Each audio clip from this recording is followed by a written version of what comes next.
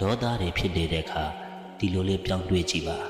ငါရဲ့စိတ်ထဲမှာခက်ထန်ကြမ်းတမ်းတဲ့ဒေါသတွေဖြစ်နေပါလားကိုယ်စိတ်နဲ့ကိုယ်တော်ကိုယ့်အလိုကိုမကြတာပဲငါမဟုတ်တဲ့အခြားတစ်ယောက်ကငါစိတ်အလိုကြအောင်လှုပ်ပေးနိုင်ဖို့ဆိုတာမဖြစ်နိုင်ဘူး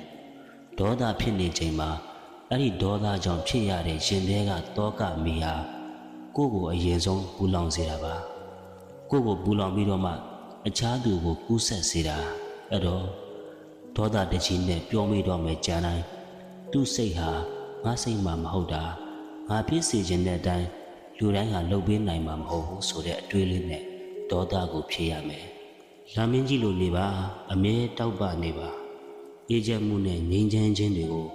မိမိကိုယ်တိုင်ရောသူတစ်ပါးတွေကိုပါပေးစွမ်းနိုင်သူဖြစ်အောင်ကြိုးစားပါလောကမှာဂုဏ်သိက္ခာရှိတဲ့ဘွဲဆိုတာမရှိပါဘူးဂုဏ်သိက္ခာရှိတဲ့လူဆိုတာပဲရှိတယ်ဒီတော့ဂုဏ်သိက္ခာရှိတဲ့ဘွဲရဖို့ကြိုးစားနေတာထက်ဂုဏ်သိက္ခာရှိတဲ့လူတစ်ယောက်ဖြစ်အောင်ကြိုးစားနေထိုင်ပါစိတ်ကန်းရှိတဲ့ဘဝကိုယ့်ကိုယ်ကိုထိန်းချုပ်နိုင်တဲ့ဘဝမှာနေထိုင်ခြင်းဟာတန်ဖိုးရှိစွာနေထိုင်ခြင်းပါပဲဒီတော့ကိုယ့်ကိုယ်ကိုထိန်းချုပ်ပါစိတ်ကန်းရှိတဲ့ဘဝမှာနေထိုင်ပါဘယ်လိုကံကြမ္မာမျိုးကိုမဆိုထိတ်တိုက်တွေ့ဖို့အတွက်ပြင်ဆင်ထားတဲ့သူဟာရဲရင်တဲ့သူပါပဲဒီတော့ဆိုးတဲ့ကံကြမ္မာပဲဖြစ်ဖြစ်ကောင်းတဲ့ကံကြမ္မာပဲဖြစ်ဖြစ်ထိတ်တိုက်တွေ့ဖို့ပြင်ဆင်ထားပါနေခြင်းတရားနဲ့ရင်ဆိုင်ရရင်တော့မှအကြောက်တရားမဲ့တဲ့သူဟာကြီးကျယ်ခမ်းနားမှုကိုရမယ်သူပဲဖြစ်တယ်ဘယ်ရာကိုမဆိုမကြောက်ပါနဲ့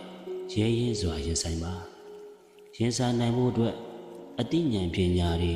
အတွေ့အကြုံတွေကိုယ်မှရှိဖို့လိုတယ်အဲ့ဒီအသိဉာဏ်ပညာတွေအဲ့ဒီအတွေ့အကြုံတွေကို